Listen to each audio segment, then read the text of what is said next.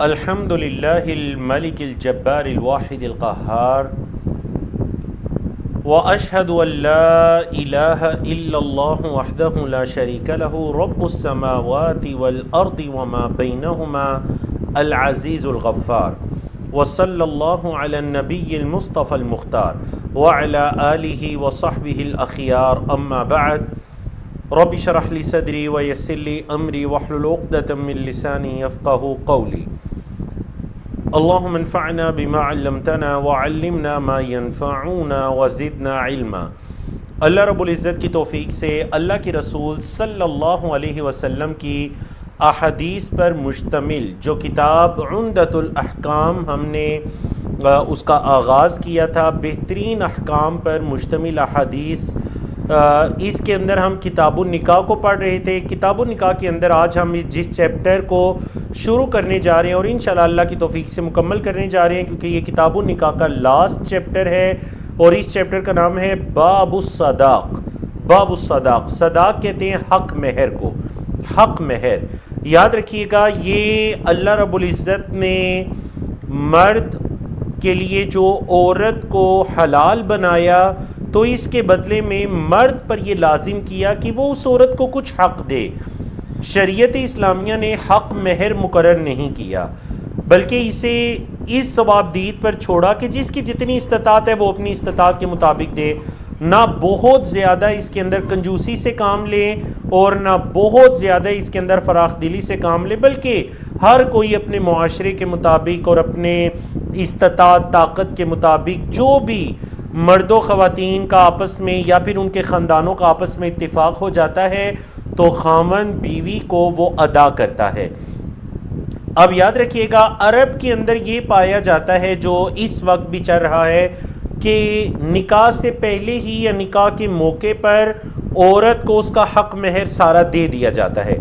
ہمارے معاشرے کے اندر یہ ہوتا ہے کہ نکاح نامے کے اوپر لکھوا تو لیا جاتا ہے لیکن عورت کو وہ حق دیا نہیں جاتا۔ اکثر طور پر یہ دیکھنے میں آیا ہے کہ وہ حق دیا نہیں جاتا، بلکہ پھر آنے والی زندگی میں خاوند عورت کے بعض اوقات یہ مطالبہ کرتا ہے کہ آپ مجھے حق مہر معاف کر دیجئے۔ یہ بالکل جائز نہیں ہے۔ آپ ایک مرتبہ اپنی زوجہ کو دیجئے، اس کا حق مہر اس کے ہاتھ پر رکھیے، اب وہ اس کی چیز ہے، وہ اس کی مالک ہے، چاہے تو آپ کو دے دے، چاہے وہ جو مرضی اس کا جس مرضی مصرف کے اندر لائے، بہتر ہے کہ خاوند کے مشورے سے لائے، لیکن وہ عورت اس کی ملکیت ہے، عورت کی ہی وہ ملکیت ہے حق مہر۔ عربی زبان میں اس کو کیا کہتے ہیں جی؟ الصداق۔ تو اس چیپٹر کے اندر، اس باب کے اندر ہم حق مہر کے احکام و مسائل کو پڑھنے جا رہے ہیں۔ تو سب سے پہلے امام عبد الغنی المقدسی رحمہ اللہ اس باب میں جو حدیث لے کر آئے ہیں، 3 احادیث اس کے اندر لے کر آئے ہیں۔ پہلی حدیث حضرت انس بن مالک رضی اللہ تعالیٰ عنہ کی روایت ہے، ان رسول اللہ صلی اللہ علیہ وسلم اعتق صفیہ، کہ اللہ کے رسول صلی اللہ علیہ وسلم نے حضرت صفیہ کو آزاد کیا۔ آپ صلی اللہ علیہ وسلم نے حضرت صفیہ کو آزاد کیا، چونکہ حضرت صفیہ جو اسلامی جنگ کے اندر جو لوگ قید ہو کر آتے ہیں غلام یا لونڈی کی صورت میں، حضرت صفیہ ان کے اندر تھیں، تو آپ صلی اللہ علیہ وسلم نے جب ان کو آزاد کیا اور آپ صلی اللہ علیہ وسلم نے ان کو اپنی زوجیت میں لینے کا ارادہ کیا، وَجَعَلَ عِتْقَهَا صَدَاقَهَا، تو آپ صلی اللہ علیہ وسلم نے ان کی آزادی کو ہی ان کا حق مہر مقرر کر دیا۔ سمجھ آئی؟ کیونکہ عورت کو اس کا مالک آزاد کرتا ہے یا پھر اس لونڈی کو آگے فروخت کر دیا جاتا ہے، تو اب چونکہ اس کی ایک قیمت ہے تو اللہ کے رسول صلی اللہ علیہ وسلم نے، چونکہ وہ آپ صلی اللہ علیہ وسلم کی ملکیت کے اندر تھی، تو آپ نے ان کو آزاد کر دیا اور ان کی آزادی کو ہی ان کا حق مہر مقرر کر دیا۔ سمجھ آ گیا نا مسئلہ آپ کو؟ اب امت کے فقہا کے درمیان یہ مسئلہ اختلافی ہے کہ آیا اللہ کے رسول صلی اللہ علیہ وسلم کے بعد بھی کوئی کسی غلام عورت کو لے کر اپنے نکاح میں لانے کی غرض سے اس کا حق مہر، اس کی آزادی کو قرار دے سکتے ہیں، یا یہ آپ صلی اللہ علیہ وسلم کا خاصہ تھا؟ تو واللہ عالم، جو چیز اکثر فقہا کے ہاں متفق علیہ ہے اور اس حدیث کے مطابق جو درست معلوم ہوتی ہے کہ یہ آپ صلی اللہ علیہ وسلم کا خاصہ نہیں تھا، بلکہ آپ صلی اللہ علیہ وسلم کے بعد بھی اگر کوئی کسی غلام عورت سے نکاح کرنا چاہتا ہے اور اس کا حق مہر اس کی آزادی کو مقرر کرنا چاہتا ہے تو وہ مقرر کر سکتا ہے۔ تو بہرحال اس سے ہمیں یہ پتہ چلا کہ دیکھیے، اور اگلی حدیث سے بھی جو چیز پتہ چلتی ہے کہ حق مہر دو طرح کے ہو سکتے ہیں، ایک مادی اور دوسرے معنوی۔ مادی وہ چیز جو باقاعدہ دکھائی دیتی ہے، مال ہے، رقم ہے، سونا ہے، گولڈ ہے، مکان ہے، پلاٹ ہے، کوئی بھی ایسی چیز جو فزیکل موجود ہے، اور دوسرا اس کے اپوزٹ کیا ہے، معنوی، جو دکھائی نہیں دی جا سکتی۔ تو حق مہر ان دونوں چیزوں کا مقرر کیا جا سکتا ہے، کسی باقاعدہ چیز کا بھی مقرر کیا جا سکتا ہے، رقم ہے یا گولڈ وغیرہ ہے، اور اس کے علاوہ تعلیم و تربیت، عورت کو کوئی چیز پڑھانا سکھانا، یہ بھی حق مہر مقرر کیا جا سکتا ہے اگر عورت اس چیز پر رضامندی کا اظہار کرتی ہے، جیسا کہ آگے حدیث آ رہی ہے۔ یہ مسئلہ ہمیں اس وجہ سے بھی سمجھنا چاہیے نا کہ ہمارے معاشرے میں یہ سمجھا جاتا ہے کہ حق مہر صرف اور صرف پیسے سے ہی تعلق رکھتا ہے، نہیں، ایسی بات نہیں ہے۔ یہ ذرا حدیث پڑھی ہے حضرت سہل بن سعد الساعدی رضی اللہ تعالیٰ عنہما کی، ان رسول اللہ صلی اللہ علیہ وسلم جاءتہ امرأہ، کہ اللہ کے رسول صلی اللہ علیہ وسلم کے پاس ایک عورت آئی، فقالت، اور آ کر کہنے لگی، انی وہبت نفسی لک، اے اللہ کے رسول صلی اللہ علیہ وسلم، میں اپنے نفس کو آپ کے لیے ہبہ کرتی ہوں، میں اپنے نفس کو آپ کے لیے ہبہ کرتی ہوں۔ ساتھ ساتھ ہم شرح بھی کرتے جاتے ہیں کہ دیکھیے، اس سے ایک مسئلہ تو یہ ثابت ہوا کہ عورت خود سے بھی اپنے آپ کو نکاح کے لیے پیش کر سکتی ہے، لیکن یاد رکھیے گا ولی کی رضامندی لازمی ہے، جس طرح کہ ہم پیچھے کتاب النکاح میں یہ مسئلہ پڑھ بھی چکے ہیں۔ ولی کی رضامندی عورت کے نکاح کے لیے یہ شرط ہے، لازم ہے۔ ہمارے یہاں معاشرے میں یہ جو ہوتا ہے نا کہ جی کوئی بھی جب نکاح کا ارادہ کرتا ہے تو جا کر جب ولی نہیں راضی ہو رہا، لڑکی کا باپ بھائی نہیں راضی ہو رہے، تو لڑکی جاتی ہے، جا کر کورٹ میرج کر لیتی ہے اور کہتی ہے بعد میں سارے راضی ہو جائیں گے۔ نہیں، بعد میں وہ راضی ہو بھی جاتے ہیں۔ آپ صلی اللہ علیہ وسلم نے 3 مرتبہ فرمایا تھا کہ جو عورت بھی اپنے ولی کے بغیر نکاح کرے گی فَنِكَاحُهَا بَاطِلٌ بَاطِلٌ بَاطِلٌ، اس کا نکاح باطل ہے، باطل ہے، باطل ہے، باطل ہے اس عورت کا نکاح۔ 3 مرتبہ آپ صلی اللہ علیہ وسلم نے یہ فرمایا تھا۔ تو یاد رکھیے گا ولی کی رضامندی کے بغیر عورت کا نکاح نہیں، لیکن عورت خود سے اپنی رائے یا اپنی مرضی کا اظہار کر سکتی ہے، شریعت نے اس کو یہ اختیار دیا۔ دیکھیں نا، جب عورت کی مرضی لازمی ہے نکاح کے اندر تو پھر وہ اظہار بھی کر سکتی ہے اپنے ولی کے سامنے۔ تو عورت آئی اور آ کر اس نے اللہ کے رسول صلی اللہ علیہ وسلم سے فرمایا کہ میں اپنا نفس آپ کو ہبہ کرتی ہوں۔ یاد رکھیے گا یہ اللہ کے رسول صلی اللہ علیہ وسلم کا خاصہ تھا کہ اگر کوئی عورت آ کر آپ کو یہ کہتی کہ میں اپنا نفس آپ کو ہبہ کرتی ہوں، میں اپنا آپ کو ہبہ کرتی ہوں، اور آپ صلی اللہ علیہ وسلم یہ فرما دیتے کہ میں قبول کرتا ہوں، تو یہ نکاح کے ہی حکم میں ہوگا، اور یہ آپ صلی اللہ علیہ وسلم کا خاصہ تھا۔ ٹھیک ہے جی۔ اب جب اس عورت نے کہا فقامت طویلاً، بڑا لمبا ٹائم وہ کھڑی رہی، تو یقیناً حدیث سے یہی پتہ چل رہا ہے کہ آپ علیہ الصلوۃ والسلام کی اس میں کوئی رغبت نہیں تھی، آپ صلی اللہ علیہ وسلم کا ارادہ نہیں تھا۔ فقال رجل، ہمارے استاد محترم حافظ اجاز احمد صاحب حافظہ اللہ اس حدیث کے ترجمے میں کہتے تھے فقال رجل، ایک مسکین نے اٹھ کر کہا۔ کیوں مسکین؟ کیونکہ اس کا تذکرہ آگے آ رہا ہے۔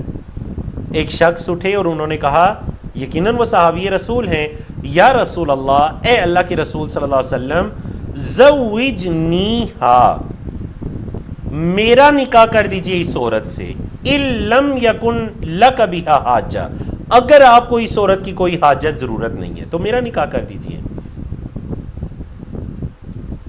تو اس سے یہ پتہ چلتا ہے کہ مرد بھی کسی سے گزارش کر سکتا ہے کہ میرا نکاح کر دیجئے، کوئی اس میں حرج والی بات نہیں ہے۔ یعنی ہمارے معاشرے کے اندر نا ان چیزوں کو بہت زیادہ معیوب سمجھا جانے لگے، حالانکہ شریعت اسلامیہ کے روح سے یا آپ صلی اللہ علیہ وسلم کے زمانے کے اندر اس چیز کو بالکل بھی معیوب نہیں سمجھا جاتا تھا۔ کہ اگر کوئی عورت خود سے یہ کہہ دیتی یا کوئی مرد خود سے یہ کہہ دیتا، بلکہ اس پر تو خوشی کا اظہار ہونا چاہیے کہ کوئی الحمدللہ حلال رشتے کے ساتھ جڑ کر اپنے دین، اپنے ایمان کو مکمل کرنے جا رہا ہے۔ فقال، اللہ کے رسول صلی اللہ علیہ وسلم نے فرمایا، هل عندک من شیء تصدقها، کیا آپ کے پاس کوئی چیز ہے، اصدق یصدق، اصداق سے حق مہر ادا کرنا، کیا آپ کے پاس کوئی چیز ہے جو آپ اس عورت کو حق مہر ادا کریں؟ قال، اس شخص نے کہا، ما عندی الا ازاری ھذا، اے اللہ کے رسول صلی اللہ علیہ وسلم، میرے پاس تو میری بس ایک یہ تہ بند ہے، ایک کپڑا ہے جو میں جسم پر لیتا ہوں، میرے پاس تو بس یہ ازار ہے۔ اللہ اکبر، اللہ اکبر۔ آپ دیکھیے اس دور میں کوئی کتنا غریب سے غریب کیوں نہ ہو جائے، آج کل بہت لوگ شکوہ کر رہے ہیں کہ جی بل زیادہ آ رہے ہیں، یہ ہو رہا ہے، غربت ہے، گزارا نہیں ہو رہا۔ کیا اس صحابی سے زیادہ کوئی غریب اس دور کے اندر ہو سکتا ہے، جس کے پاس اس کے جسم پر ایک چادر کے علاوہ کل کائنات میں اور کوئی ملکیت نہیں ہے، صرف ایک چادر ہے؟ جی بتائیے، کیا کوئی اس دور کے اندر اتنا غریب آپ نے دیکھا کبھی؟ اور یہ وہ صحابہ تھے جو صبح شام اللہ کی تسبیحات، اللہ کی تحمیدات بیان کیا کرتے تھے۔ وجہ یہ ہے، یاد رکھیے گا، کہ ان کی ترجیحات کچھ اور تھیں، ہماری ترجیحات کچھ اور ہیں۔ رشتے کے ٹائم بھی، نکاح کے ٹائم بھی ہماری پہلی ترجیح ہوتی ہے جی کاروبار کیا ہے لڑکے کا، کرتا کیا ہے، جاب کیا ہے، سیلری کیا ہے، گزارا کیسے ہوگا، ہماری پہلی ترجیح یہ ہوتی ہے۔ اللہ کے رسول صلی اللہ علیہ وسلم کے زمانے میں ترجیح یہ ہوتی تھی کہ وہ دیندار ہے یا نہیں، لڑکی ہے تو دیندار ہے یا نہیں۔ آپ صلی اللہ علیہ وسلم نے اسی لیے فرمایا، عورت سے 4 وجوہات کی بنا پر نکاح کیا جاتا ہے، 4 وجوہات کی بنا پر، اس کے مال کی وجہ سے، اس کی خوبصورتی کی وجہ سے، اس کے حسب و نسب کی وجہ سے، اور اس کے دین کی وجہ سے۔ پھر آپ صلی اللہ علیہ وسلم نے فرمایا کہ تم دیندار عورت کا انتخاب کرو، انشاءاللہ وہ تمہیں خوش کر دے گی، تمہارے ہاتھوں کو خیر سے بھر دے گی۔ ان کی ترجیحات یہ ہوتی تھی، اس میں دنیا نام کی کوئی چیز بیچ میں آڑے نہیں آتی تھی۔ اب دیکھیں، فقال رسول اللہ صلی اللہ علیہ وسلم، اللہ کے رسول صلی اللہ علیہ وسلم نے فرمایا، ایزارو کا، یہ تیرا تہ بند، ان اعطیتہا جلست ولا ایزار لکا، اگر تو نے یہ اس عورت کو دے دیا تو تو بیٹھے گا اور تیرا کوئی ایزار نہیں ہوگا۔ اے اللہ کے بندے، اگر یہ بھی تو نے حق مہر میں لباس یا کپڑا اس کو دے دیا تو پھر تو بغیر لباس کے بیٹھے گا؟ فَلْتَمِسْ شَيْئًا، جاؤ جا کر کوئی چیز تلاش کرو۔ قال، اس صحابی نے کہا، ما اجدو، دیگر روایات سے پتہ چلتا ہے کہ وہ گئے، جا کر انہوں نے تلاش کیا، انہیں کچھ نہیں ملا، کہنے لگے ما اجدو، اے اللہ کے رسول صلی اللہ علیہ وسلم کچھ بھی نہیں پا رہا۔ قال، آپ صلی اللہ علیہ وسلم نے دوسری مرتبہ فرمایا، فَلْتَمِسْ، جاؤ جا کر تلاش کرو، وَلَوْ خَاتَمًا مِّنْ حَدِيدٍ، چاہے لوہے کی ایک انگوٹھی ہی کیوں نہ ہو، جاؤ جا کر تلاش کرو، لوہے کی ایک انگوٹھی تلاش کر کے لے آؤ اللہ کے بندے۔ فَلْتَمَسَا، وہ گئے، انہوں نے تلاش کیا، فَلَمْ يَجِدْ شَيْئًا، انہوں نے کچھ بھی نہیں پایا، انہیں ایک لوہے کی انگوٹھی بھی نہیں ملی۔ فقال رسول اللہ صلی اللہ علیہ وسلم، تو اللہ کے رسول صلی اللہ علیہ وسلم نے فرمایا، زوجتکہا بما معک من القرآن، اے میرے صحابی، دوسری روایات کے اندر آپ صلی اللہ علیہ وسلم نے ان سے پوچھا کہ کون کون سی صورتیں یاد ہیں، تو انہوں نے فرمایا فلاں فلاں فلاں صورت یاد ہے۔ آپ صلی اللہ علیہ وسلم فرمایا، میں تیرا نکاح اس عورت سے کر رہا ہوں جو تیرے پاس قرآن ہے، جو قرآن ہے، تو نے اس عورت کو وہ قرآن، وہ صورتیں سکھانی ہے، میں ان کے بدلے میں تیرا نکاح کر رہا ہوں۔ اللہ اکبر۔ تو اس سے پتہ چلا ضروری نہیں حق مہر کوئی مادی چیز ہی ہو، رقم گولڈ ہی ہو، حق مہر ایسے بھی ہو سکتا ہے۔ ہمارے ایک دوست ہیں، انہوں نے اپنی زوجہ کے نکاح کے وقت یہ حق مہر مقرر کیا کہ وہ ان کو صحیح بخاری پڑھائیں گے۔ اللہ اکبر، کوئی حرج والی بات نہیں ہے، معاشرے کے اندر یہ چیزیں، یہ سنتیں بھی عام ہونی چاہیے، لیکن دونوں جو فریق ہیں ان کی رضامندی کے ساتھ۔ یہ نہیں کہ مرد اس کو پریشرائز کرے کہ نہیں لازماً میں نے اسی پر عمل کرنے کے اور عورتیں کہ عورت کے نہیں، یا عورت کہ میں نے لازمی حق میں رہنا ہوں مرد کے نہیں، بلکہ نہیں رضامندی کے ساتھ۔ اور دوسرا جو قابل غور چیز ہے کہ آپ صلی اللہ علیہ وسلم نے دیکھیں پہلی مرتبہ بھی تو آپ صلی اللہ علیہ وسلم اس سے پوچھ سکتے تھے نا کہ قرآن مجید، لیکن تیسری مرتبہ قرآن مجید کے بارے میں پوچھا، پہلی 2 مرتبہ اس کو کہا جاؤ جا کر تلاش کرو، جاؤ جا کر تلاش کرو۔ تو اس وجہ سے اس چیز پر مصر نہیں ہونا چاہیے کہ لازماً حق مہر یہی مقرر کرنے کے کچھ صورتیں یا کوئی کتاب وغیرہ پڑھانا نہیں، اس چیز پر اصرار نہیں ہونا چاہیے، کیونکہ آپ صلی اللہ علیہ وسلم نے اس کو کہا کہ وہ تلاش بھی کیا، نہیں ملا، ایک مجبوری کی حالت تھی۔ باب الصداق کی آخری حدیث کی طرف چلتے ہیں اور پھر اس کے بعد ہم کتاب الطلاق کو شروع کریں گے انشاءاللہ العزیز۔ اور یہ حدیث بھی حضرت انس بن مالک رضی اللہ تعالیٰ عنہ کی روایت ہے، بڑی پیاری حدیث ہے جی۔ اور اس حدیث سے ہمیں جو کچھ مسائل پتہ چلتے ہیں نا، ایک تو یہ پتہ چلتا ہے کہ آپ صلی اللہ علیہ وسلم اپنے ساتھیوں کی کس قدر خبر رکھا کرتے، اپنے صحابہ کی کس قدر قدر کیا کرتے، ان سے سوال کیا کرتے، پوچھا کرتے، حتیٰ کہ گھریلو حالات آپ صلی اللہ علیہ وسلم ان کے جانا کرتے۔ اور یقیناً جو صحابہ کے دل میں آپ صلی اللہ علیہ وسلم کی محبت تھی، ہر درجے کی تعظیم تھی، توقیر تھی، اس کا ایک بہت بڑا یہ سبب ہے۔ تو حضرت انس بن مالک آپ صلی اللہ علیہ وسلم کے خادم، 10 سال تک اللہ کے رسول صلی اللہ علیہ وسلم کی کہتے ہیں میں نے خدمت کی، آپ صلی اللہ علیہ وسلم نے مجھے کبھی اف تک نہیں کہا۔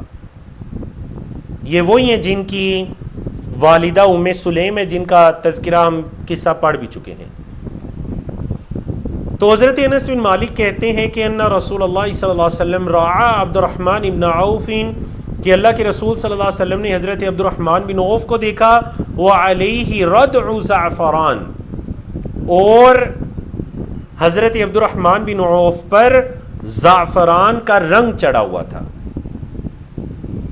اس مسئلے کو اگر سمجھنا ہے نا تو اس دور کے اندر سمجھ لیں کہ کسی شخص کو دیکھیں اس کے کپڑوں پر کوئی مہندی وغیرہ لگی ہو، یا اس کے کپڑوں پر کوئی میک اپ وغیرہ لگا ہو، اور آپ کو یہ نہیں پتا کہ اس کی شادی ہو چکی ہے، تو آپ اس سے پوچھیں گے کہ آپ کے کپڑوں پر یہ مہندی کہاں سے آ گئیں یا یہ میک اپ وغیرہ کے نشان کہاں سے آ گئے، تو وہ بتائے گا کہ میں نے شادی کر لی ہے۔ اللہ اکبر۔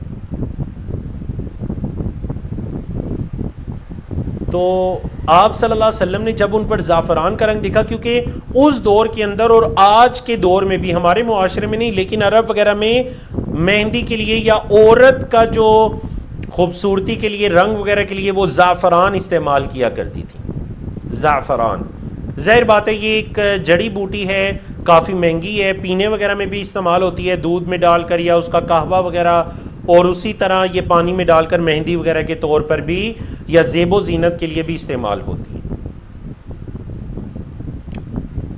اچھا، اب یہاں پر یہ مسئلہ بھی کلیئر کر لیجئے کہ مرد و خواتین کی خوشبو میں فرق ہے۔ مرد و خواتین جو خوشبو استعمال کریں گے اس میں فرق ہے۔ آپ صلی اللہ علیہ وسلم نے فرمایا کہ جو مردوں کی خوشبو ہے اس کا خوشبو ظاہر ہوتی ہے اور رنگ چھپا ہوا ہوتا ہے، اور خواتین کی خوشبو میں اس کا رنگ ظاہر ہوتا ہے، جیسے مہندی وغیرہ، زعفران وغیرہ، اس کا رنگ ظاہر ہوتا ہے اور اس کی خوشبو چھپی ہوئی ہوتی ہے۔ تو یاد رکھیے گا، عورت کے لیے چاہے وہ باڈی سپرے ہے، چاہے وہ پرفیوم ہے، عورت کے، اور چاہے اس دور کے اندر خواتین کا میک اپ ہے، عورت کے لیے ایسی کسی بھی زیب و زینت کو اختیار کرنا جائز نہیں ہے جس کی خوشبو اٹھے اور دوسرے تک پہنچے، کیونکہ اس دور کے اندر صرف پرفیوم یا باڈی سپرے وغیرہ تک یا عطر تک بات نہیں رہی، بلکہ خواتین کے میک اپ کے اندر ایسی چیزیں آ گئی ہیں، اللہ اکبر۔ ایک مرتبہ ایک آفس میں جانا ہوا تو وہ خاتون کوئی 5-6 فٹ کے فاصلے پر تھیں، لیکن ان کے وہ میک اپ کی اتنی خوشبو تھی کہ پورے آفس کے اندر اس کو سونگا جا سکتا تھا۔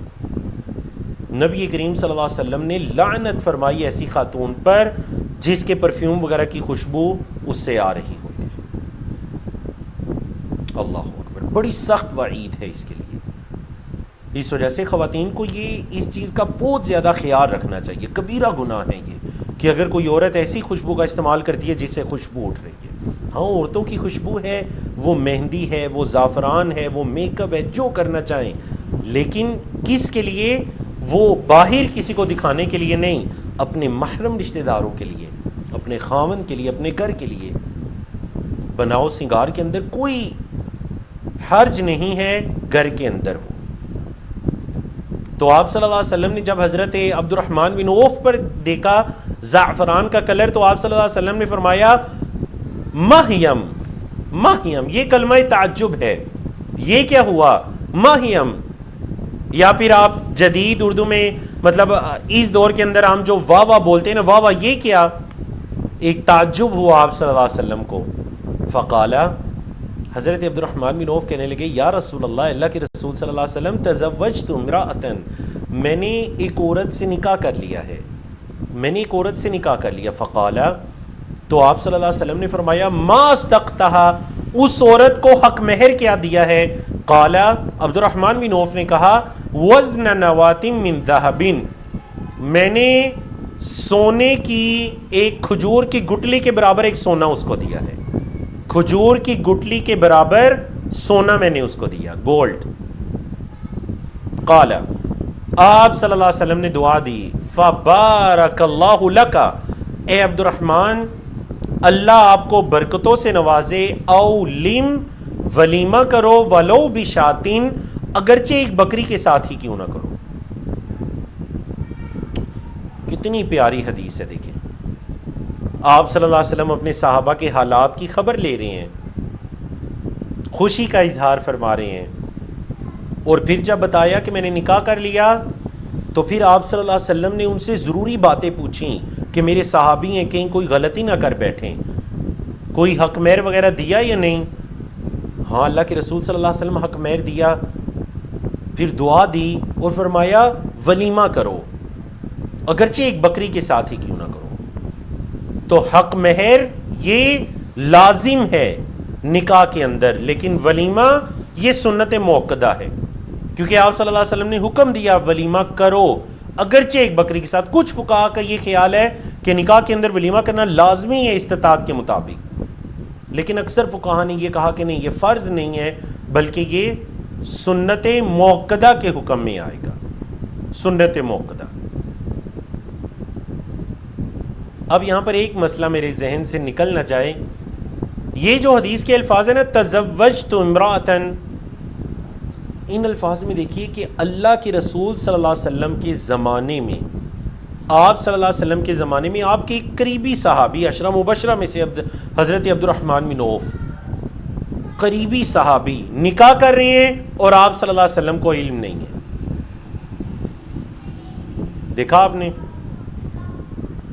اور اس طرح کے اور واقعات بھی ہیں. حضرت جابر بن عبداللہ کا واقعہ بھی ہے کہ انہوں نے بھی نکاح کر لیا تھا، آپ صلی اللہ علیہ وسلم کو نہیں پتا تھا. تو مطلب بتانا میں یہ چاہ رہا ہوں، یا اس مسئلے کو ہم اسے ثابت کرنا چاہ رہے ہیں کہ دیکھیں ہم جو نکاح کے اندر انتہائی تکلفات میں پڑ چکے ہیں کہ جب تک پورا شہر نہ آ جائے اور پورے شہر کو بلانے کا انتظام نہ ہو جائے، 150 سے 200 سے 250 سے 300 لوگوں تک کا ہال نہ بک ہو جائے اور اس کے اخراجات نہ پورے ہو جائیں، ہم نے نکاح نہیں کرنا. نہیں، آپ صلی اللہ علیہ وسلم کے زمانے میں آپ کے قریبی صحابہ نکاح کر رہے ہیں اور آپ صلی اللہ علیہ وسلم کو نہیں پتا. تو ان چیزوں کے اندر یہ عبادات ہیں، اگرچہ یہ معاملات ہیں لیکن عبادات کا درجہ رکھتے ہیں. ان کے اندر تکلفات کو ختم کیجئے، ان کو آسان کیجئے. ہم نے اتنا مشکل بنا دیا، لڑکا پہلے پڑھائی مکمل کرے گا، اس کے بعد جاب تلاش کرے گا، پھر کوئی اپنا گھر وغیرہ بنائے گا، پھر کچھ جمع پونجی اکٹھا کرے گا، اور پھر اس کے بعد جا کر حالانکہ یقین جانیے کہ میٹرک کرنے کے بعد ایف اے کے اندر یا میٹرک کے اندر لڑکا بلوغت کی عمر کو پہنچ جاتا ہے، اور اسی طرح لڑکیاں بھی. اس کے بعد یونیورسٹی تک جاتے جاتے اس کو کم از کم 10 12 سال 15 سال انتظار کرنا پڑتا ہے. اب اس دوران وہ بالغ ہے، لڑکی بھی بالغہ ہے، اس کے والدین کو فکر ہونی چاہیے کہ خاص کر اب کو ایجوکیشن کے بعد بچہ کالج میں جا رہے ہیں، یونیورسٹیز میں جا رہے ہیں، غیر محرم کے ساتھ اٹھنا بیٹھنا ہے. اللہ اکبر. ہمارے ایک دوست بیٹے کو جب یونیورسٹی میں داخل کروانا چاہا تو مجھے کہا آپ نے نکاح پڑھانا ہے. میں نے بڑی خوشی کا اظہار کیا. میں نے کہا بھی ان کی عمر کافی چھوٹی ہے. تو انہوں نے کہا میری یہ خواہش ہے کہ میرا بیٹا ایف ایس سی کرنے کے بعد یونیورسٹی میں جانے سے پہلے نکاح کرنے کے بعد یونیورسٹی میں قدم رکھے، تاکہ اس کو یہ پتہ ہو کہ میں اب ایک ذمہ دار ہوں اور کوئی میرے نکاح کے اندر زوجیت کے اندر آ چکا ہے. ہاں جب اس کی تعلیم مکمل ہوگی، کچھ فراغت کے لمحات ہوں گے تو اس کی رخصتی کر دی جائے گی، یا تعلیم کچھ مکمل ہونے کے بعد. الحمدللہ بہت اچھا طریقہ کار ہے. تو ان چیزوں کے اندر ہمیں کتاب النکاح کا اور ان حدیث کا بھی یہ پیغام ہے کہ ان کے اندر تکلفات ختم کیجیے. مسجد میں بیٹھے ہوئے ہیں، اللہ کے رسول صلی اللہ علیہ وسلم اس عورت سے میرا نکاح کر دیجیے، وہیں پر نکاح ہو جاتا ہے، کوئی تکلفات نہیں. حضرت عبد الرحمن بن عوف اللہ کے رسول صلی اللہ علیہ وسلم کو پتہ ہی نہیں نکاح کر لیتے ہیں. اللہ اکبر. تو الحمدللہ الذی بنعمتہ تتم الصالحات. اللہ کی توفیق سے ہم نے کتاب النکاح کو مکمل کیا. تو اب چلتے ہیں جی کتاب الطلاق کی طرف. کتاب الطلاق. طلاق اس کا جو مادہ ہے وہ طا لام قاف طلقہ، اور اس کا جو باب ہے وہ ہے طلقہ یطلق تطلیق، طلاق دینا. طلاق علیحدگی کو کہتے ہیں، کسی چیز کو چھوڑ دینا، اپنے سے الگ کر دینا، اس کو طلاق کہتے ہیں. اگر مرد ارادہ کرتا ہے عورت کو الگ کرنے کا تو اس کو طلاق کہیں گے، اور اگر عورت کی طرف سے مطالبہ آتا ہے تو اس کو خلع کہیں گے، خلع. اب یہیں پر ہم اس مسئلے کو کلیئر کر لیتے ہیں، کیونکہ حضرت عبداللہ بن عمر رضی اللہ تعالیٰ عنہما کی حدیث ہے. اس حدیث کے پڑھنے سے پہلے طلاق کا شرعی طریقہ کیا ہے. یقین جانیے یہ وہ مسائل ہیں جو ہر کسی کو رشتہ ازدواج کے اندر بننے سے پہلے، منسلک ہونے سے پہلے ان مسائل کا علم ہونا چاہیے، ان کی آگہی ہونی چاہیے. لیکن ہم نہیں سیکھتے. ایک شخص اپنی زندگی گزار لیتا ہے اور اسے شرعی طلاق کا طریقہ نہیں پتہ ہوتا. کہتے ہیں جی ہم نے طلاق نہیں دینی اس لیے کبھی سیکھا بھی نہیں. ٹھیک ہے آپ نے نہیں دینی، لیکن پتہ تو ہونا چاہیے. آپ کسی کی بھی رہنمائی کر سکتے ہیں، آپ کسی کو بھی سکھا سکتے ہیں. تو طلاق کا شرعی طریقہ کیا ہے؟ عورت کو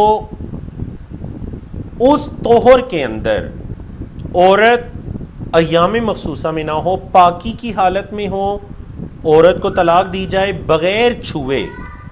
عورت کے ایام جب مکمل ہوتے ہیں، اب وہ پاک ہے، اور اس پاکی کے اندر ابھی اس مرد نے اس عورت کے ساتھ کوئی تعلق قائم نہیں کیا، اس پاکی کے اندر وہ عورت کو طلاق دے گا. ایک مرتبہ کہے گا، صرف ایک مرتبہ. یہ ہے طلاق کا شرعی طریقہ. ہم نہ یہ خیال کرتے ہیں عورت کے ایام چل رہے ہیں، نہ یہ خیال کرتے ہیں کہ عورت ایام تو نہیں چل رہے، وہ پاک صاف ہے، لیکن اس پاکی کے اندر یہ جو اس کے 20 یا 25 دن ہے، اس کے اندر ہم بستری ہو چکی ہے، تعلق قائم ہو چکا ہے. تو یہ غیر شرعی طلاق ہے. اگر ایام کے اندر دی جائے یا ان ایام میں دی جائے پاکی کے جن میں ہم بستری ہو چکی ہے، تو یہ غیر شرعی طلاق ہے، لیکن یہ واقع ہو جائے گی. غیر شرعی ہے لیکن ہو جائے گی. کہاں سے پتہ چلا؟ حضرت عبداللہ بن عمر رضی اللہ تعالیٰ عنہما کی حدیث سے یہ جو آ رہی ہے کہ واقع ہو جائے گی. شرعی طلاق کا طریقہ کار آپ کو پتہ چل گیا نا. اب ایک طلاق دے دیا، اب ہمارے معاشرے میں سمجھا جاتا ہے کہ جی لازماً 3 طلاقیں پوری کرنی ہیں. نہیں، ایک طلاق بس. اس کے بعد عورت عدت گزارے گی کم از کم یا تقریباً 3 مہینے. 3 مرتبہ اس کے ایام آئیں گے اور چلے جائیں گے تو اس کی عدت پوری ہو جائے گی. ٹھیک ہے جی. اب کیا ہے، چونکہ ایک طلاق تھی، اگر آنے والی زندگی میں اگر اس خاوند نے عورت کے ساتھ رجوع کرنا ہے تو عدت کے اندر اندر رجوع کر سکتا ہے. 1-2 ہفتے گزرا، مہینہ 2 مہینے گزرے، مرد عورت کو غلطی کا احساس ہوا، رجوع کرنا چاہتے ہیں تو بس وہ رجوع کر لیں. مرد ارادہ کرنے کا، رجوع کرنے کا، اور اس میں عورت کی رضامندی بھی ضروری نہیں ہے. مرد ارادہ کرے گا رجوع کرنے کا، یا وہ ایک گھر میں رہ رہے ہیں اور ان کا آپس میں تعلق قائم ہو جاتا ہے، تو یہ رجوع کے ہی حکم میں ہے. اور اگر عدت گزر گئی ہے اور آنے والی زندگی میں وہ دوبارہ رشتہ ازدواج سے منسلک ہونا چاہتے ہیں، تو چونکہ ایک طلاق ہوئی ہے، دوبارہ رشتہ ازدواج سے منسلک ہو سکتے ہیں.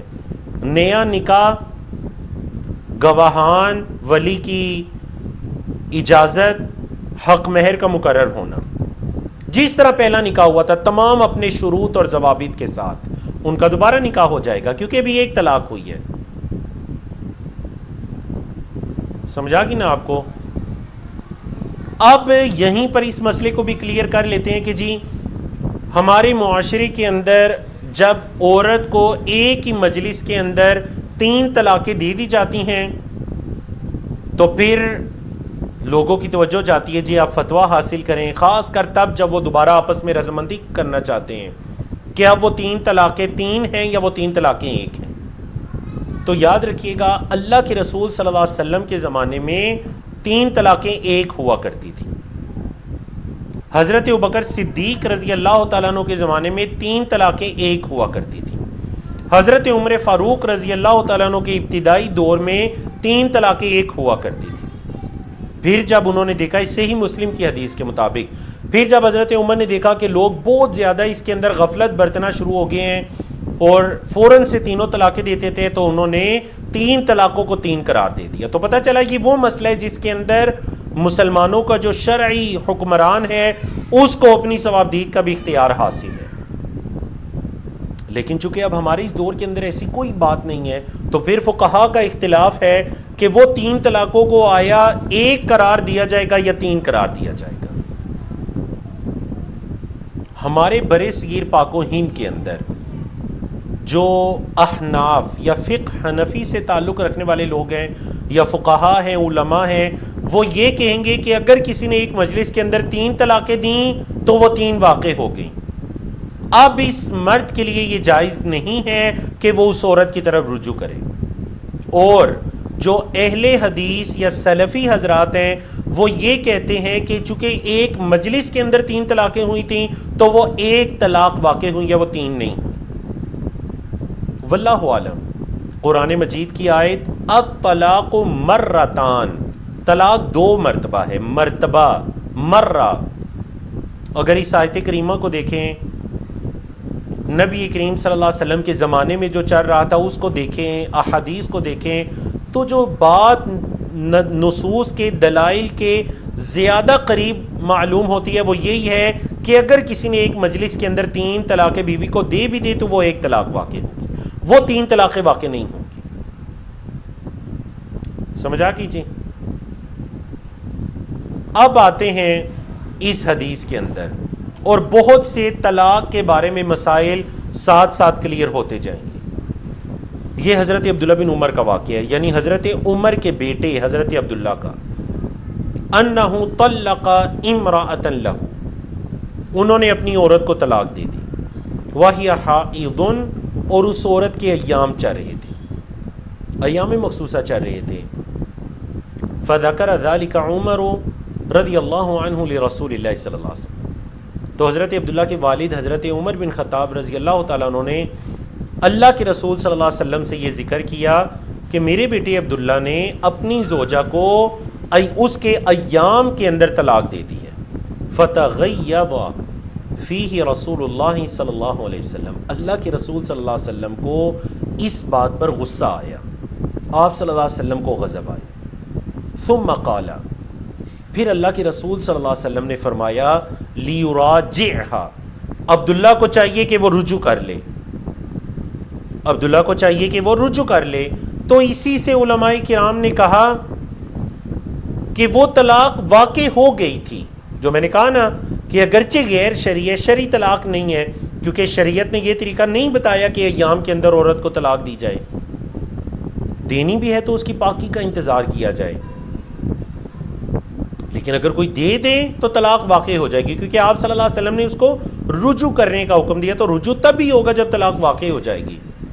آپ صلی اللہ علیہ وسلم فرمایا کہ عبداللہ اس سے رجوع کر لے، ثم یمسکھا، پھر اس عورت کو روک کر رکھے اپنی زوجیت میں، حتی تطہرا، یہاں تک کہ وہ عورت پاک ہو جائے، اس کے ایام گزر جائیں، ثم تحیض، پھر اس کے ایام آئیں، فتطہرا، اور پھر وہ پاک ہو۔ اب جب یہ دوسری پاکی ہوگی نا، فَإِن بَدَا لَهُ أَن يُطَلِّقَهَا، پھر اگر اس کو یہ لگتا ہے کہ اس نے اس کو طلاق ہی دینی ہے، نہیں گزارا ہو رہا، لازماً طلاق ہی دینی ہے، فَلْيُطَلِّقْهَا قَبْلَ أَن يَمَسَّهَا، تو پھر اگلے طہر کے اندر، جب وہ اگلی مرتبہ پاک ہو، اس کو چھونے سے پہلے اس کو طلاق دے دے۔ یمسّا سے مراد یہاں کا ہے ہم بستری، کوئی تعلق قائم کرنے سے پہلے اس کو طلاق دے دے۔ فَتِلْكَ الْعِدَّةُ كَمَا أَمَرَ اللَّهُ عَزَّ وَجَلَّ، تو یہ عدت ہو جائے گی جیسے اللہ نے حکم دیا۔ اب جب پاکی سے اس کی عدت شروع ہوگی، ثلاثۃ قروء، 3 حیض۔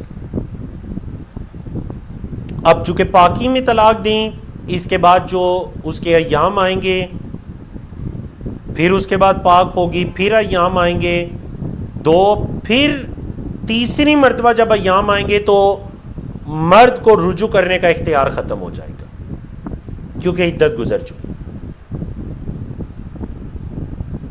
وفی لفظ، اور ایک حدیث کے لفظ یہ ہیں، حتی تحیض حیضۃ مستقبلہ، یہاں تک کہ وہ آنے والے ایام بھی اس کے آ جائیں، سوا حیضۃ التی طلقہا فیہا، ان ایام کے علاوہ جس میں انہوں نے ان کو طلاق دی، تو وہ انتظار کریں یہاں تک کہ عورت کے اگلے ایام آ جائیں۔ وفی لفظ، اور ایک حدیث کے لفظ یہ ہیں، فحبست من طلاقہا، اس عورت کو اس کی طلاق سے روک دیا گیا، وراجعها عبداللہ، تو حضرت عبداللہ بن عمر نے اس عورت سے رجوع کر لیا، کما امر رسول اللہ صلی اللہ علیہ وسلم، جیسے اللہ کے رسول صلی اللہ علیہ وسلم نے حکم دیا تھا، جیسے اللہ کے رسول صلی اللہ علیہ وسلم نے اس کو حکم دیا تھا، تو حضرت عبداللہ نے کیا کیا؟ ظاہر بات ہے آپ صلی اللہ علیہ وسلم حکم دیں، اور حضرت عبداللہ بن عمر یاد رکھیے گا اللہ کے رسول صلی اللہ علیہ وسلم کی سنت پر شدید عمل کرنے والے تھے۔ یہ وہی حضرت عبداللہ بن عمر ہیں کہ سفر کے دوران ایک مرتبہ انہوں نے اپنی سواری کو روکا، سواری سے اترے، ایک جگہ پر جا کر بیٹھے، واپس آئے، آ کر سواری پر سوار ہوئے اور چل دی۔ تو لوگوں نے پوچھا یہ کیا، یہ آپ نے کیا کیا؟ آپ قضائے حاجت وغیرہ بھی نہیں تھی تو آپ گئے، جا کر بیٹھے اور اٹھ کر چل پڑے۔ کہنے لگے کہ میں اللہ کے رسول صلی اللہ علیہ وسلم کے ساتھ سفر میں تھا، اور آپ علیہ الصلوۃ والسلام جب اس جگہ پر پہنچے قضائے حاجت کے لیے، وہاں گئے، بیٹھے اور آ کر سفر کا آغاز کیا، تو اگرچہ میری کوئی ضرورت نہیں تھی، لیکن میں نے یہ پسند کیا کہ میں آپ صلی اللہ علیہ وسلم کے اس طریقے پر بھی عمل کروں۔ اللہ اکبر، شدید عمل کرنے والے تھے۔ لیکن ظاہر بات ہے یہ نکاح اور طلاق کے ایسے معاملات ہوتے ہیں کہ ان سے یہ غلطی ہو گئی تو آپ صلی اللہ علیہ وسلم نے اس کی اصلاح ایسی کرنی چاہی کہ آپ صلی اللہ علیہ وسلم نے ان کا رجوع کروایا، اور پھر جب اگلی مرتبہ عورت کے ایام گزرے تو پھر آپ صلی اللہ علیہ وسلم نے کہا اگر پھر نہیں رکھنا چاہ رہا، طلاق ہی دینا چاہ رہا ہے، تو پھر اگلے طہر کے اندر اس عورت کو طلاق دے سکتے۔ سمجھا گی نا آپ کو؟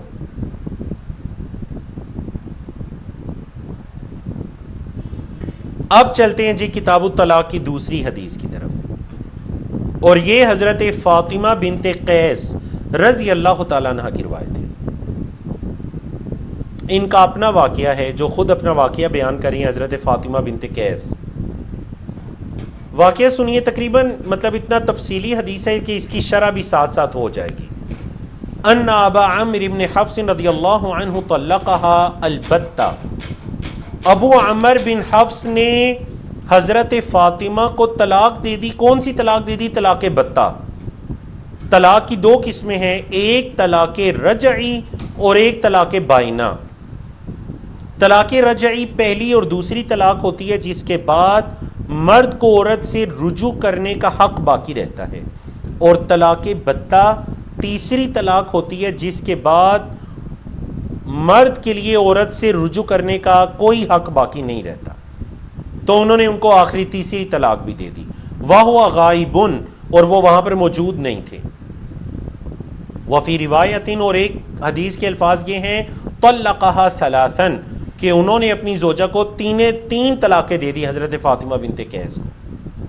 فارسل الیہا وکیلہ بشعیر، تو انہوں نے کیا کیا اپنے فارسل الیہا وکیلہ، انہوں نے اپنے وکیل کو مطلب کوئی نائب مقرر کر کے بھیجا ان کو اپنا وکیل بنا کر، ساتھ کچھ جو جیسے گندم ہوتی ہے مکئی ہوتی ہے اس طرح جو بھی ایک نباتات میں سے ہے، ساتھ انہوں نے جو کو بھیجا. فساخطتہ، تو حضرت فاطمہ بڑا غصے ہوئی ان پر. فقالا، تو وہ وکیل کہنے لگا واللہ اللہ کی قسم ما لکی علینا من شیء، یہ جو ہم جو وغیرہ دے رہے ہیں نا یہ ایک انسانی ہمدردی کی بنا پر دے رہے ہیں، اس کے علاوہ آپ کا ہمارے ذمے کوئی حق باقی نہیں ہے. یہ نہیں کہ ہم آپ کے ساتھ کوئی ظلم و زیادتی کر رہے ہیں آپ کو کچھ نہ دے کر. اب کیا ہوا؟ فجاءت رسول اللہ صلی اللہ علیہ وسلم، تو حضرت فاطمہ اللہ کے رسول صلی اللہ علیہ وسلم کے پاس آ گئیں. فذکرت ذلک لہ، اور آ کر اللہ کے رسول صلی اللہ علیہ وسلم سے ذکر کیا کہ دیکھیں میرے خاوند ابو عامر بن حفص نے مجھے طلاق دی اور مجھے کچھ بھی نہیں دیا اس جو کے علاوہ. وہ یہ سمجھی کہ شاید کچھ دینا بھی تھا، تو ظاہر بات ہے حق مہر تو وہ پہلے دے چکے ہوں گے نکاح کے وقت، اب طلاق کے وقت کچھ بھی نہیں دینا. فقالا، تو آپ صلی اللہ علیہ وسلم نے فرمایا لیس لکی علیہ نفقہ، ہاں بالکل ایسے یہ بات، اب تیرا کوئی خرچ نفقہ اس کے ذمہ نہیں ہے. وفی لفظ، اور ایک حدیث کے لفظ یہ ہے ولا سکنا، اور کوئی رہائش وغیرہ بھی وہ نہیں ہے.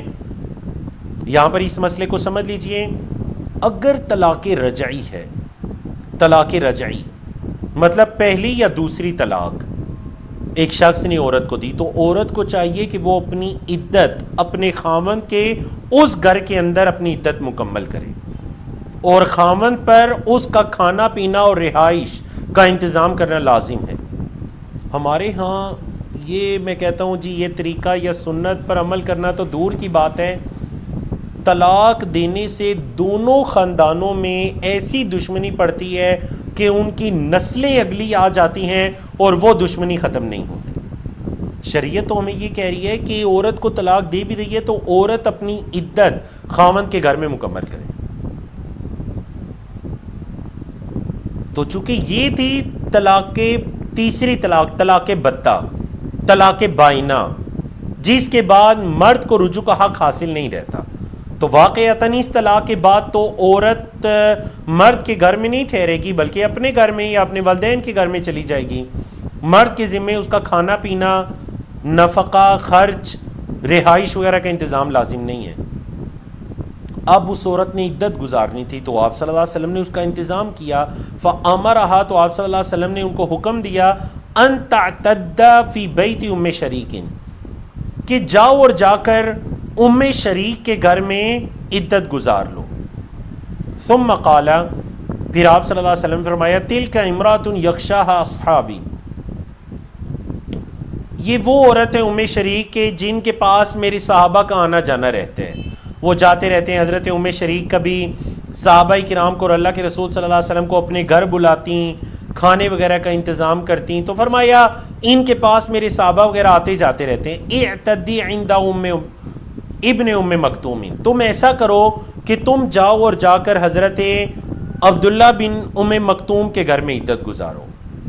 فإنہ رجل اعمی، کیونکہ حضرت ابن ام مکتوم نابینا ہے، ان کے گھر میں چلی جاؤ. تضعین ثیابکی، کبھی آپ اپنے سر وغیرہ سے کپڑا ہٹا بھی سکتی ہیں کیونکہ وہ نابینا ہیں، انہیں نظر تو نہیں آ رہا.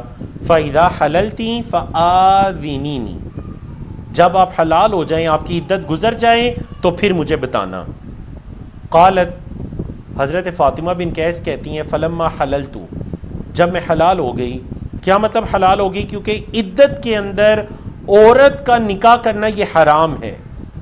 جب عدت گزر گئی تو اب یہ عورت دوسرے مردوں کے لیے حلال ہو گئی کہ وہ اس سے نکاح کر کے تعلق قائم کر سکتے ہیں. جب میں حلال ہو گئی، ذکرت ذالک، تو میں نے اللہ کے رسول صلی اللہ علیہ وسلم سے ذکر کیا. کیا ذکر کیا؟ کہ اب دو طرف سے مجھے پیغام آیا ہے. ایک حضرت معاویہ بن ابی سفیان رضی اللہ تعالیٰ عنہ کی طرف سے اور ایک حضرت ابو جہم کی طرف سے، دو طرف سے پیغام آئے ہیں جی. خطبانی، ان دونوں نے مجھے نکاح کا پیغام بھیجا ہے. فقال رسول اللہ صلی اللہ علیہ وسلم، تو اللہ کے رسول صلی اللہ علیہ وسلم نے فرمایا، اما ابو الجہم، یہ جو ابو الجہم ہے نا، فلا یضع عصاہ عن عاتقہ، یہ ابو جہم تو اپنے کندھے سے اپنا عصا کہتے ہیں نا وہ جو ہوتی ہے لاٹھی وغیرہ، یہ اپنے کندھے سے اپنی لاٹھی ہٹاتے ہی نہیں ہے. کیا مطلب ابو جہم طبیعت کا بڑا سخت ہے جی، کبھی ڈنڈا لاٹھی وغیرہ رکھتے ہی نہیں، ہر ٹائم تیار رہتا ہے. وَأَمَّا معاویہ، اور جو حضرت معاویہ ہیں، فَصُعْلُوكٌ لَا مَالَ عِنْدَهُ، تو حضرت معاویہ فقیر ہیں، ان کے پاس کوئی مال وغیرہ نہیں ہے. تو تم ایسا کرو، ان دونوں کے اندر چونکہ یہ عیب ہے، تو تم ایسا کرو، ان کی ہی اسامہ بن زید، یہ جو حضرت اسامہ بن زید ہے نا، تم ان سے نکاح کر لو. اللہ اکبر. حضرت فاطمہ کہتی ہیں فَكَرِهْتُهُ، میں نے اس کو ناپسند جانا، میں نے حضرت اسامہ بن زید سے نکاح کرنے کو ناپسند جانا. کوئی بھی وجوہات ہو سکتی ہیں. ثم قال، پھر آپ صلی اللہ علیہ وسلم نے دوسری مرتبہ فرمایا، ان کی ہی اسامہ بن زید، اسامہ بن زید سے نکاح کر لو. تو حضرت فاطمہ، یہ کیسے ممکن ہے کہ آپ صلی اللہ علیہ وسلم دو مرتبہ انہیں یہ حکم دیں اور وہ نہ مانیں؟ کہتی ہیں فَنَكَحْتُهُ، میں نے حضرت اسامہ سے نکاح کر لیا. فَجَعَلَ اللَّهُ فِيهِ خَيْرًا، اللہ نے انہی میں، حضرت اسامہ میں خیر کو رکھ دیا. وَغْتَتَبْتُ، یا ایک حدیث کے اندر اس کو مجہول بھی پڑھا جا سکتا ہے، وَغْتُتِبْتُ، پھر مجھ پر رشک کیا جانے لگا. اللہ نے مجھ میں اور حضرت اسامہ میں اتنی خیر رکھی، یا میرے لیے میرے اس خاوند میں اتنی خیر رکھی کہ مجھ پر رشک کیا جانے لگا. دوسری عورتیں مجھ پر رشک کیا کرتی تھیں. اللہ اکبر. حدیث سمجھ آ گئی ہے نا؟ تو دیکھیے اب سوال یہ پیدا ہوتا ہے کہ اللہ کے رسول صلی اللہ علیہ وسلم نے حضرت ابو جہم یا حضرت معاویہ کے جو دو عیبوں کو بیان کیا کہ ایک کے پاس کچھ مال وغیرہ نہیں ہے اور دوسرا جو ہے وہ اپنی لاٹھی نہیں کندھے سے رکھتا، سختی ہے طبیعت میں، یہ غیبت کے زمرے میں نہیں آئے گا. جب کوئی آپ سے مشورہ طلب کر رہے اور خاص کر نکاح وغیرہ کے اندر جب کوئی آپ سے مشورہ طلب کر رہے، تو اگر آپ کو جس کے بارے میں مشورہ کر رہے اس کا کوئی عیب بھی پتہ ہے نا، اس کے باوجود، عیب پتہ بھی ہے، اس کے باوجود کیا کیجئے، اس عیب کو بتائیے. اگر کوئی آپ سے مشورہ کرے اور آپ اس کو مشورہ دینے کے لیے راضی ہو جاتے ہیں، تو گویا یہ صحابیہ بھی اللہ کے رسول صلی اللہ علیہ وسلم کے سامنے آ کر انہوں نے دونوں آپشن رکھی کہ اللہ کے رسول صلی اللہ علیہ وسلم، عدت گزر چکی ہے، اب میں نکاح کر سکتی ہوں، یہ دو رشتے میرے لیے آئے ہیں. اور یہ بھی دیکھیے کہ ایک خاتون آ کر اللہ کے رسول صلی اللہ علیہ وسلم کو بتا رہی ہیں کہ ان دونوں نے میرے لیے رشتے کا پیغام بھیجا، اس میں کوئی عیب کی بات نہیں ہے. تو آپ صلی اللہ علیہ وسلم نے بھی کھل کر مشورہ دیا کہ ان دونوں کے اندر یہ چیز ہے، اور پھر ساتھ جو ان کے لیے بہتر تھا وہ بھی بتا دیا، اور واقعتاً اللہ نے اس میں خیر بھی رکھ دی. اللہ اکبر. کتنی پیاری حدیث ہے. دیکھیں نا، یہ اللہ کے رسول صلی اللہ علیہ وسلم کا اپنے صحابہ کرام کے ساتھ، چاہے وہ صحابیات ہیں چاہے وہ صحابہ ہیں، آپ صلی اللہ علیہ وسلم کا صحابہ کے ساتھ ایسا تعلق تھا. چلیے جی، الحمدللہ اللہ کی توفیق سے ہم نے کتاب الطلاق کو مکمل کیا.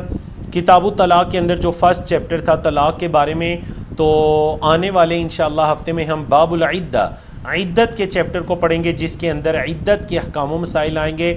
کچھ عدت کے احکام و مسائل آج ہم نے پڑھے بھی، اور کچھ عدت کے احکام و مسائل انشاءاللہ اگلے ہفتے کے اندر آئیں گے. اللہ رب العزت سیکھنے عمل کرنے کی توفیق عطا کرے. تو دیکھیے، یہ اہم ترین مسائل ہیں. ایک مسلمان کو ان کے بارے میں علم ہونا بہت ضروری ہے. اپنے بچوں کو شادی سے پہلے ان تمام چیزوں کی آگہی دے دیجیے، نکاح کی، طلاق کی، ان مسائل کو سکھا دیجیے، خود سے سیکھیے، دوسروں کی کتاب و سنت کے مطابق رہنمائی کیجیے. اللہ رب العزت ہمیں توفیق عطا کرے. وما توفیقنا الا باللہ. اقول قولی ھذا استغفر اللہ لی ولکم ولسائر المسلمین من کل ذنب وصلی اللہ تعالی علی نبینا محمد وعلی آلہ وصحبہ اجمعین.